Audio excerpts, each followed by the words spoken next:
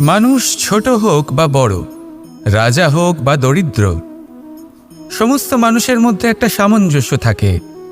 সমস্ত মানুষের কাছে তার প্রশংসা অত্যন্ত গুরুত্বপূর্ণ। সে খুবই প্রসন্ন হয় যদি আপনি তার প্রশংসা করেন, কিন্তু আপনি যদি তাকে এটা বলেন যে এটা তোমার ভুল ছিল, তোমার কিছু খামতি ছিল, তখন সেটা সে মানতে রাজিই থাকে না। সব মানুষ এটা শুনতে পছন্দ করে যে সে যেটা করেছে সেটাই সর্বোত্তম। এবার আমি আপনাকে একটা কথা বলি, এই হলো নিন্দা, এই হলো প্রশংসা, আর এই হলো সত্য, যা সবার থেকে উচ্চস্থানীয়। সেই জন্য মানুষ আয়না দেখে। আয়না তাকে তার সৌন্দর্য দেখায় না, তাকে দেখায় যা সত্য, যাতে মানুষ আরও সুন্দর হওয়ার চেষ্টা করতে থাকে। তাই আয়না অত্যন্ত গুরুত্বপূর্ণ সত্যকে জানার জন্য। জীবনে নিন্দুকের মাহাত্ম্য প্রশংসকের মাহাত্ম্যের থেকে অনেক বেশি। কেন? কারণ তারা আপনাকে আপনার খামতি দেখায়, আপনার ভুলগুলো বুঝিয়ে দেয়, আপনাকে একটা সুযোগ দেয় নিজেকে শুধরে নিতে, নিজেকে আরও শ্রেষ্ঠ করে তুলতে, যা প্রশংসক করতে পারে না। তাই জীবনে যদি কখনো নিন্দা করা হয়, তাকে ভালোবেসে গ্রহণ করুন, ধন্যাত্মক রূপে গ্রহণ করুন। যদি নিজেকে কোনো শিক্ষা দেওয়া সম্ভব হয় তাহলে অবশ্যই দিন। দেখবেন মন প্রসন্ন হয়ে বলবে, রাধা রাধা। জীবনে কখনো সাফল্য আসে, আবার কখনো অসফলতা, কখনো আশা পাওয়া যায়, কখনো নিরাশা, কখনো জয়লাভ করি, আবার কখনো পরাজয়। এর পেছনের কারণটা জানা অত্যন্ত প্রয়োজনীয়। যদি আমি পরাজয়ের কথা বলি, যখনই আমরা পরাজয় লাভ করি আমরা ভাবতে থাকি যে এমন কেন হলো? আমাদের শত্রু কি বেশি শক্তিশালী ছিল, নাকি আমাদের নীতিতে কোনো খামতি ছিল? এই সমস্ত কারণের পেছনে খুব বড় একটা কারণ থাকে, আর সেই কারণ আমাদের অন্তরে সুপ্ত থাকে। ধরে নিন একটা পথ, তাতে আপনি চলছেন, সেই পথ কাঁটায় পরিপূর্ণ, কিন্তু আপনি পাদুকা পরে রয়েছেন আর আপনি হেঁটে সামনে এগিয়ে যান। এবার এমন একটা পথ এলো যা পুষ্পে ঢাকা, আর আপনি পাদুকা পরে রয়েছেন, কিন্তু আপনার পাদুকাতে একটা পাথর আটকে গেল। তখন দু পা হাঁটাও খুব কঠিন হয়ে পড়ে। এই সংসারের যে কোনো শক্তি আপনাকে পরাস্ত করার পূর্বে আপনি জানেন কে আপনাকে পরাস্ত করতে পারে? আপনার অন্তরের দুর্বলতা, আপনার অন্তরের সেই সুপ্ত শত্রু। আর সেই জন্য ইতিবাচক মনোভাব গুরুত্বপূর্ণ হয়ে পড়ে। ভালো মানুষদের সাথে থাকুন, সৎসঙ্গে থাকুন, বন্ধুত্ব করুন, ভালোবাসুন। এই ভালোবাসা এত শক্তিশালী এক অস্ত্র যাকে ব্রহ্মাস্ত্রও পরাস্ত করতে পারে না। এই সমস্যারূপী পাথর কিছুই নয়। আসুন আমার সাথে ভালোবেসে বলুন, রাধা রাধা। মানুষের দুটো রূপ রয়েছে। এক, আমাদের এই মুখ, যা শুধুই চোখে দেখা যায়, আর দ্বিতীয়, আমাদের এই মন, যা শুধুমাত্র অন্তরাত্মা দ্বারা দেখা যায়। এবার আমাদের এই মুখ, তা ঈশ্বর সকলকেই আগে থেকেই প্রদান করেছেন, কিন্তু এই মন কেমন হবে তা আমাদের জীবনের অনুভূতি এবং আমাদের জীবনের লক্ষ্য এগুলি সুনিশ্চিত করে। অর্থাৎ নেত্র দিয়ে দেখা যায় আমাদের এই মুখ, তা শুধুই এই কারণে প্রয়োজন যাতে সংসার আমাদের দেখতে পায়, আমাদের চিনতে পারে। কিন্তু যদি এই সংসারে আপনি প্রকৃত অর্থে মান সম্মান লাভ করতে চান, তাহলে নিজের অন্তরাত্মাকে আপনাকে বিকশিত করতেই হবে। দেখুন, কথায় আছে এই যে অসুর, তা শারীরিকভাবে উপস্থিত নয়, তা মনের মধ্যে থাকে। যদি এই মন থেকে অসুরকে বের করে দেওয়া যায়, তাহলে শরীরে তা উপস্থিত থাকবেই না। তাই মনকে শুদ্ধ করুন আর আমার সাথে ভালোবেসে বলুন, রাধা রাধা। মানুষ যখনই একে অপরের সামনে নিজেদের হৃদয়ের ভাবনা প্রকাশ করে, তখন এক অত্যন্ত প্রভাবশালী মাধ্যম তারা ব্যবহার করে, যাকে ভাষা বলা হয়। এবার আমি দেখেছি যে একজন মানুষ অনেকগুলো ভাষাতেই নিপুণ। আমি এটাও দেখেছি যে মানুষ অনেকগুলো ভাষায় কথা বলে, কখনো কখনো অনেক ভাষা মিলিত করে তার প্রয়োগ করে, উচিত প্রকারে তাকে ব্যবহার করে না, না সেটাকে সম্মান করে, আর না ভাষাকে শুদ্ধ রাখে। আর এটা হলো অনুচিত। যদি ভাষাকে শুদ্ধ রাখেন তাহলে ভাষা আপনার চরিত্রকে শুদ্ধ রাখবে, তা আপনার একাগ্রতা বাড়িয়ে তুলবে। এই প্রত্যেক ধ্বনিকে অনুভব করে যদি আপনি শব্দের উচ্চারণ করেন, ভাষাকে প্রয়োগ করেন, তাহলে আপনিও আনন্দ পাবেন, আর যিনি শুনছেন সেই ব্যক্তির কানেও মধুর শব্দ বাজবে। তাই মনে রাখবেন, যে ব্যক্তি ভাষার পবিত্রতাকে সম্মান করে তাকে সংসারও সম্মান করে। ভাষাকে শুদ্ধ এবং পবিত্র রাখুন, তাহলে ভাষা আপনার চরিত্রকেও শুদ্ধ এবং পবিত্র রাখবে। আর এই মন সুপ্রসন্ন হয়ে বলবে, রাধা রাধা। এ হলো রামায়ণের সময়কালের কথা। সেতু নির্মাণ করার কাজ চলছিল। সমস্ত বানর সেনা এই কাজে নিযুক্ত হয়েছিলেন। বড় বড় পাথর তুলে নিয়ে এই বানর সেনা সমুদ্রে ফেলছিলেন। এই কাজ চলছিল। এমন সময় ছোট্ট একটা কাঠবিড়ালি এলো। ছোট ছোট মাটির ডেলা হাতে নিয়ে সাগরের কাছে যাচ্ছিল আর বড় বড় পাথরের পাশে রেখে দিচ্ছিল। যথাসম্ভব সেখানে রেখে আসছিল। সারা দিন ধরে সে এই পরিশ্রম করেই যাচ্ছিল। এবার শ্রীরাম তার এই কাজ দেখতে পেলেন। সেই ছোট্ট কাঠবিড়ালিটিকে নিজের হাতে তুলে নিলেন এবং অত্যন্ত ভালোবেসে তার পিঠে হাত বুলিয়ে দিলেন। কথায় আছে যে কাঠবিড়ালির পিঠে যে দাগ আছে, সেই 3টি দাগ এসেছে শ্রীরামচন্দ্রের 3 আঙুলের থেকে। যে কাজ আপনি করছেন তাতে সমস্ত শক্তি প্রয়োগ করুন। যতটা আপনার সামর্থ্য রয়েছে, যতটা আপনার প্রতিভা রয়েছে, সম্পূর্ণভাবে উৎসর্গ করে দিন। ঠিক এমনভাবে কর্ম করুন। সেই কাঠবিড়ালি কিন্তু তাই করেছিল। সেই জন্য শ্রীরামের সাথে সেও সেই কাহিনীতে অমর হয়ে গেছিল। সম্পূর্ণ শক্তি প্রয়োগ করুন, সম্পূর্ণ সামর্থ্যের সাথে কর্ম করুন, কারণ এটাই হলো শ্রেষ্ঠ পথ কোনো কর্ম করার। আসুন আমার সাথে ভালোবেসে বলুন, রাধা রাধা। এই সংসারে যখন সাফল্যের পথে আপনি অগ্রসর হবেন, তখন আপনার পরিশ্রম, একাগ্রতা, সাহসের সাথে সাথে সমাজের মানসিকতাও সহ্য করতে হবে। প্রত্যেক ব্যক্তি কিছু না কিছু ভাবেন, কিছু না কিছু বলেন। কিছু মানুষ এমন আছেন যারা ভাববেন যে আপনি কিছুই করতে পারবেন না। তারা আপনার নিন্দা করবেন, আর এই নিন্দার কথা ভেবেই আমরা ভয়ভীত হয়ে পড়ি। সেই কারণে নিজেদের আশা, নিজেদের বিশ্বাস হারিয়ে ফেলি। এবার যদি সেই নিন্দার ভয়ে আমরা লক্ষ্যচ্যুত হই, তাহলে সেটা অনুচিত। সেই জন্য জীবনে শুধু পরিশ্রম করতে থাকুন, সামনে এগোতে থাকুন। যেই দিন আপনি আপনার লক্ষ্য লাভ করবেন, সেই প্রত্যেক ব্যক্তি যারা নিন্দা করছিলেন তাদের দৃষ্টি আপনা থেকেই পাল্টে যাবে, ঠিক কিনা? এই সংসারকে যা প্রাণ চায় তাই বলতে দিন। যদি আপনি কারোর কথা শুনতে চান, তাহলে নিজের অন্তরের কথা শুনুন। সেটাই আপনাকে উচিত পথে নিয়ে যাবে। সামনে অগ্রসর হতে থাকুন, পরিশ্রম করুন। এমন একটা দিন আসবে যেদিন এই নিন্দুক ব্যক্তিরা আপনার লক্ষ্যপ্রাপ্তির উদাহরণ সবাইকে দেবে। আসুন আমার সাথে ভালোবেসে বলুন, রাধা রাধা। মানুষ সুখী জীবনযাপনের প্রতি এতটাই অভ্যস্ত হয়ে পড়ে যে একটা ছোট্ট সমস্যা এলেই সে সবার থেকে সাহায্য চাইতে শুরু করে দেয়। সে সাহায্য লাভও করে এবং সেই সংকট থেকে সে বেরিয়েও আসে। কিন্তু এই সাহায্য কিছু মুহূর্তের, আর কিছু মুহূর্তের হলো এই দুঃখ। এই 2 মুহূর্তের সাহায্যের জন্য আজীবন আপনি তার কাছে ঋণী হয়ে থাকেন। আর মানবিকতার খাতিরে আপনার মনে কৃতজ্ঞতা জেগে ওঠে। আর সেই কৃতজ্ঞতা বোধ হলো যে আপনি কখনো সেই ব্যক্তিকে ছাপিয়ে যেতেই পারবেন না। সেই জন্য জীবনে সবসময় চেষ্টা করবেন নিজেকে প্রস্তুত রাখতে। সেই সব সমস্যার জন্য, সেই সব বাধার জন্য যেগুলো আপনার জীবনে আসতে পারে। ততক্ষণ সাহায্য চাইবেন না যতক্ষণ না অন্য কোনো পথ না থাকছে। সাহায্য চাওয়া অনুচিত নয়, কিন্তু সাহায্য চাইলে এবং সাহায্য পেলে আপনি আজীবন কৃতজ্ঞ এবং ঋণী হয়ে থাকবেন। আর তারপর একদিন আপনি পরিবর্তন দেখতে পাবেন যে কিভাবে আপনি ছোট ছোট সমস্যার জন্য সাহায্য না চেয়ে বড় বড় সমস্যার সম্মুখীন হতে প্রস্তুত হয়ে গেছেন।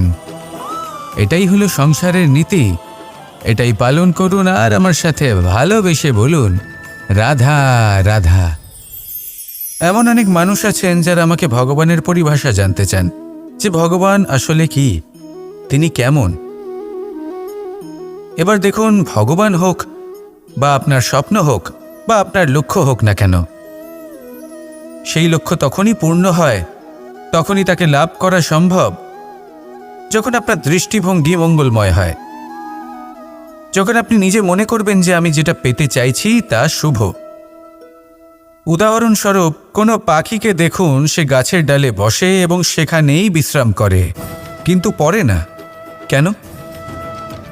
কারণ ওর বিশ্বাস যে যে শাখার ওপরে ও বসে আছে সেটাই হলো ওর বাসস্থান। যদি আপনি বিশ্বাস করেন তাহলে আপনি পাথরের মধ্যেও ভগবান দর্শন করতে পারবেন। আর যদি বিশ্বাস না থাকে, তাহলে যদি ভগবান সামনে দাঁড়িয়েও থাকে তবেও আপনার বিশ্বাস হবে না। তাই বিশ্বাস করতে শিখুন।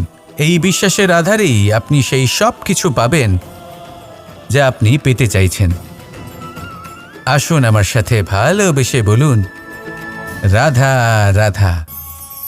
গুরু, যিনি পথ দেখান, আমাদের জীবনে অত্যন্ত গুরুত্বপূর্ণ, অত্যন্ত আবশ্যক। কিন্তু কিছু মানুষ মনে করেন যে গুরুর কোনো প্রয়োজন নেই, কারণ এই সমগ্র জ্ঞান মানুষের অন্তরেই নিহিত রয়েছে। এবার প্রশ্ন এটাই, যদি সমস্ত জ্ঞান মানুষের অন্তরে নিহিত থাকে তাহলে গুরুর কি প্রয়োজন? আর যারা আজ পর্যন্ত গুরুকে মেনে এসেছেন তারা কি অনুচিত করেছেন? এর উত্তর আমি আপনাকে দেব একটা উদাহরণ দ্বারা। একটা কাঠ যা জ্বলনশীল, জ্বলনের ঊর্জা তার অন্তরে নিহিত রয়েছে, কিন্তু তার জ্বলনের জন্য বাইরে থেকে একটা অনুঘটকের প্রয়োজন হয়। এই অনুঘটকই হলেন আপনার গুরু।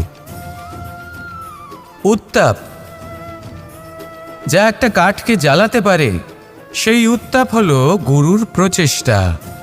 যদি সেই গুরুই না থাকে, তার প্রচেষ্টাই না থাকে, তাহলে সেই সমস্ত জ্ঞান যা মানুষের অন্তরে নিহিত তা ব্যর্থ হয়ে যাবে।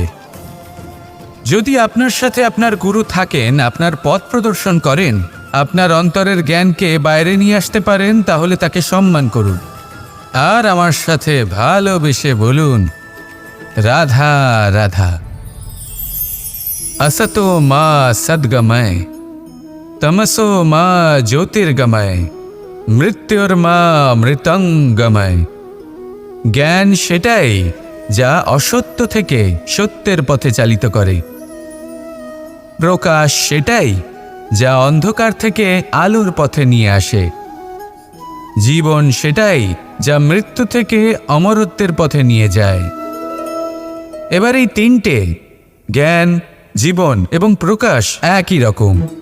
শূন্য থেকে এর উৎপত্তি হয় এবং আস্তে আস্তে আপনার জীবনে বিস্তার লাভ করে।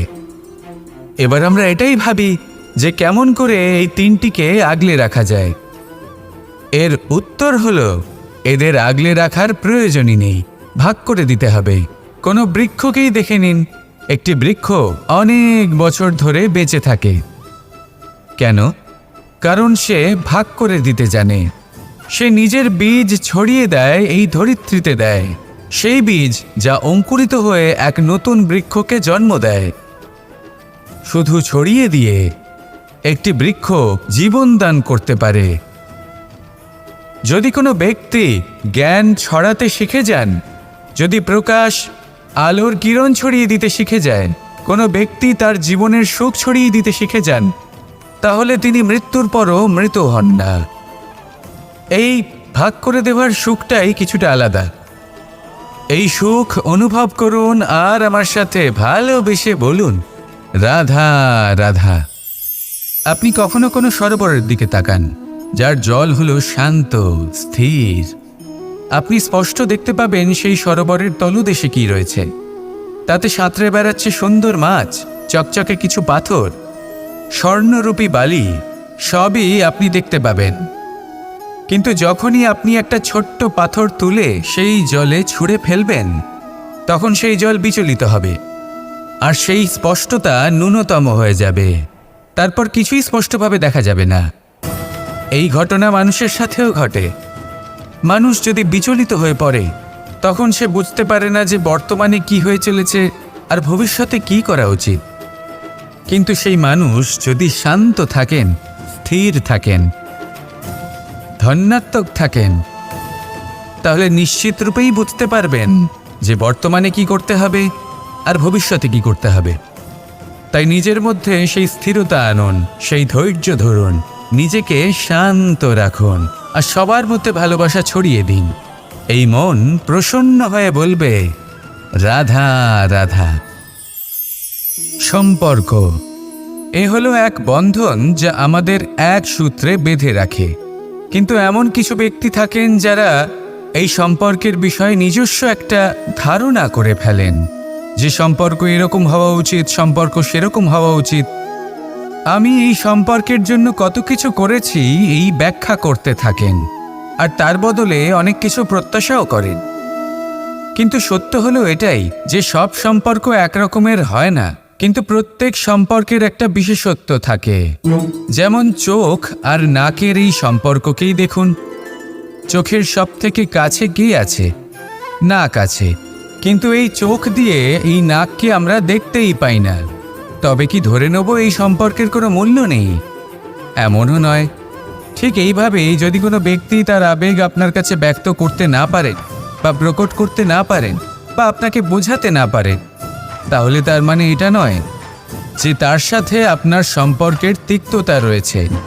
এমনটা কখনোই নয়। শুধু চোখ আর নাকের এই সম্পর্কের মতোই হলো আমাদের জীবনে আমাদের আপনজনের সাথে সম্পর্ক। যদি কারোর ব্যবহার আপনার প্রতি অনুচিত হয় বা যদি কেউ অনুপস্থিত থেকে থাকে বা কেউ যদি আপনাকে বুঝতে না পারেন, তাহলে তার অর্থ এটা নয় যে আপনি সেই সম্পর্ক ভেঙে ফেলবেন।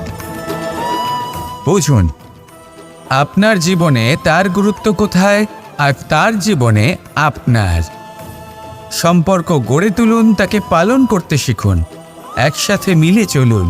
এই মন সুপ্রসন্ন হয়ে বলবে, রাধা রাধা। এই সমগ্র সংসারের সবথেকে গুরুত্বপূর্ণ ব্যক্তি কে? স্বয়ং আপনি। নিজের জন্য তো বটেই, তাই না? কারণ যখন আপনি জন্মগ্রহণ করেন, নিজের চোখ খোলেন, এই সংসারে আসেন, তখনই তো এই সংসারকে আপনি দেখতে পান, অনুভব করতে পারেন। এখানকার আবেগ, এখানকার মানুষজন তখন থেকেই অনুভব করেন। যদি আপনি না থাকেন, তাহলে এই সংসারের অস্তিত্ব আপনার কাছে শূন্যের সমান, তাই না? আপনি না থাকলে এই সংসারও আপনার কাছে নেই।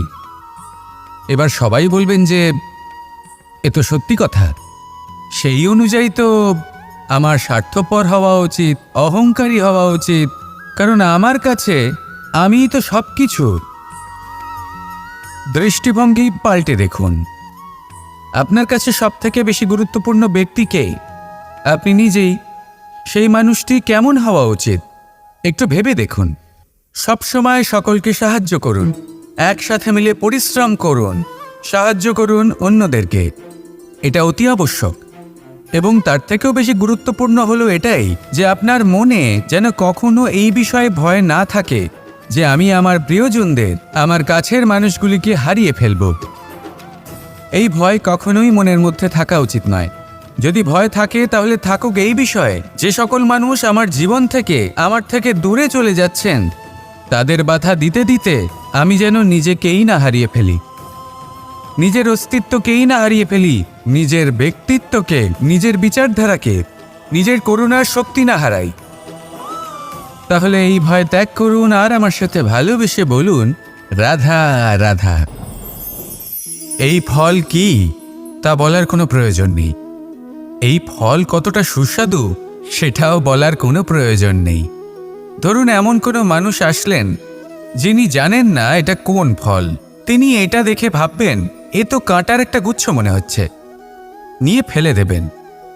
সেখানে দ্বিতীয় কোনো ব্যক্তি যিনি বুঝদার, তিনি দেখবেন, ভাববেন যে প্রকৃতি এর গায়ে এত কাঁটা কেন দিয়েছে? অবশ্যই সুরক্ষার জন্য দিয়েছে, অর্থাৎ ভিতরে অবশ্যই অমূল্য কিছু রয়েছে।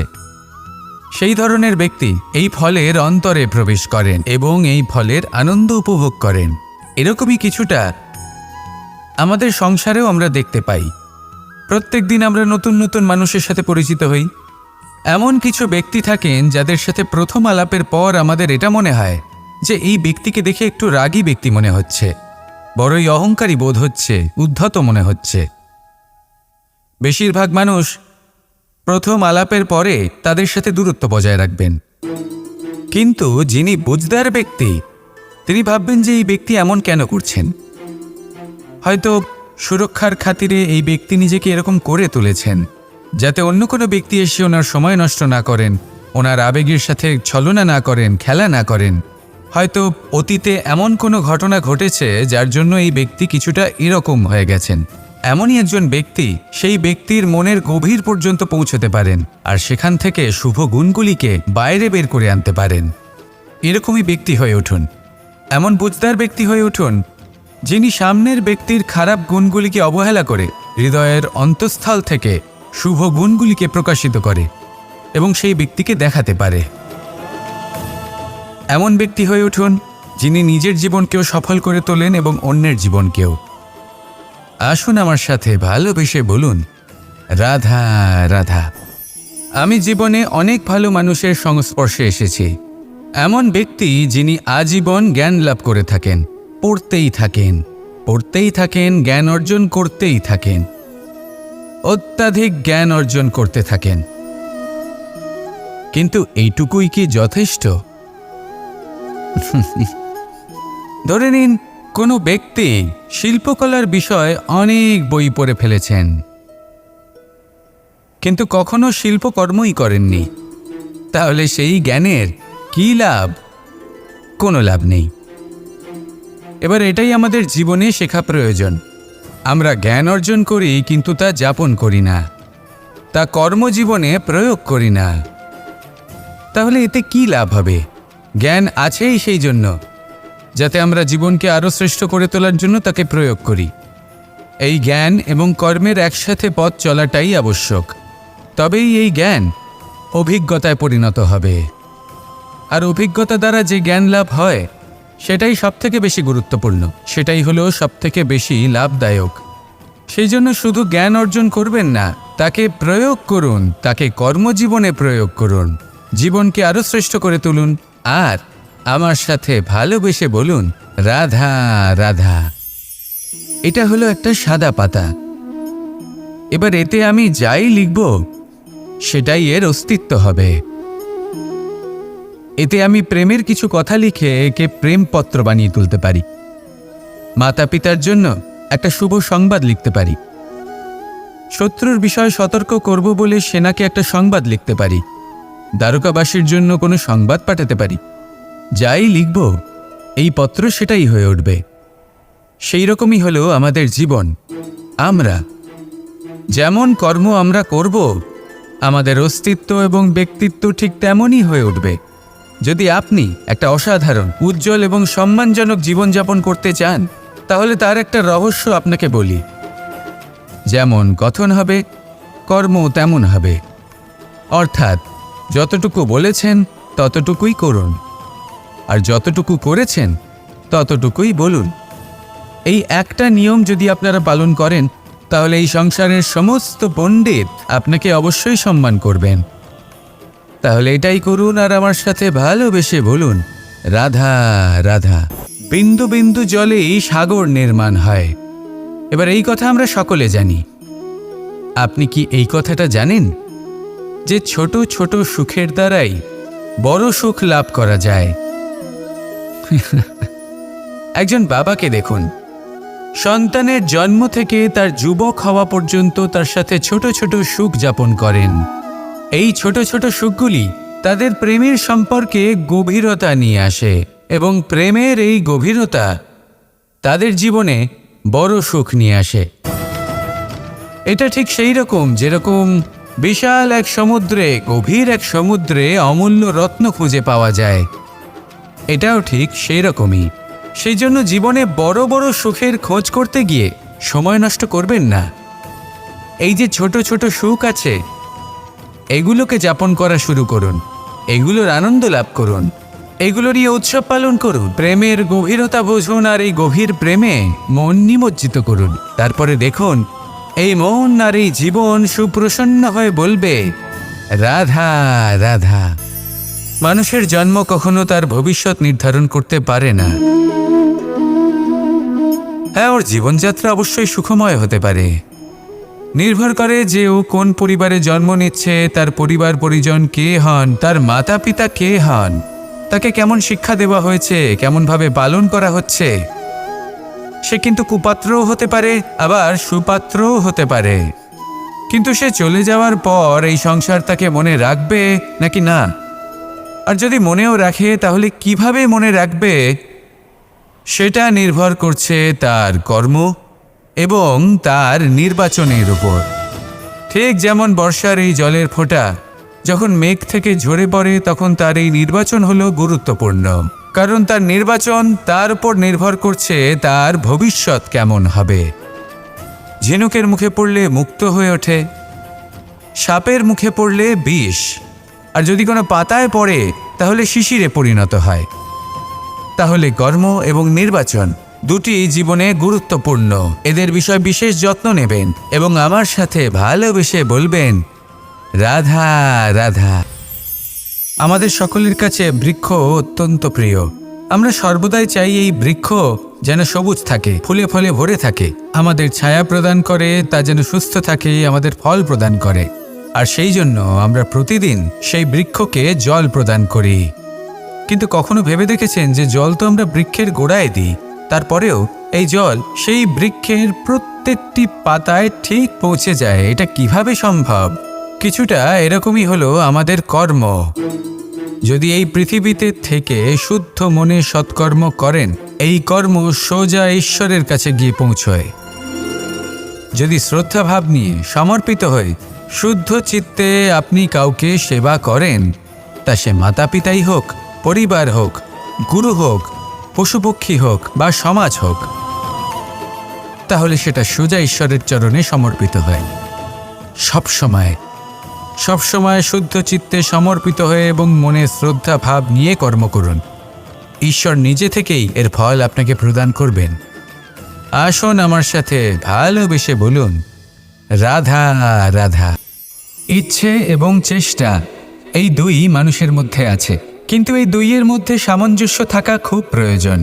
আপনার যা ইচ্ছে সেটা পূর্ণ করার জন্য চেষ্টার প্রয়োজন তো অবশ্যই।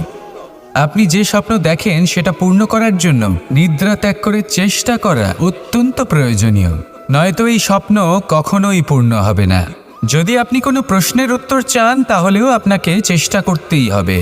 জীবনে যদি সামনে এগোতে হয় তাহলে পাকে কষ্ট দিয়ে সামনে এগোতে হবে, চেষ্টা অবশ্যই করতে হবে। যদি আপনি চেষ্টা না করেন, পরিশ্রম না করেন, তাহলে এই সংসার আপনাকে পেছনে ফেলে সামনে এগিয়ে যাবে। নিজের ইচ্ছেগুলিকে মন থেকে বাস্তবে আনুন আর চেষ্টার দ্বারা তাকে সার্থক করুন। এই মন প্রসন্ন হয়ে বলবে, রাধা রাধা।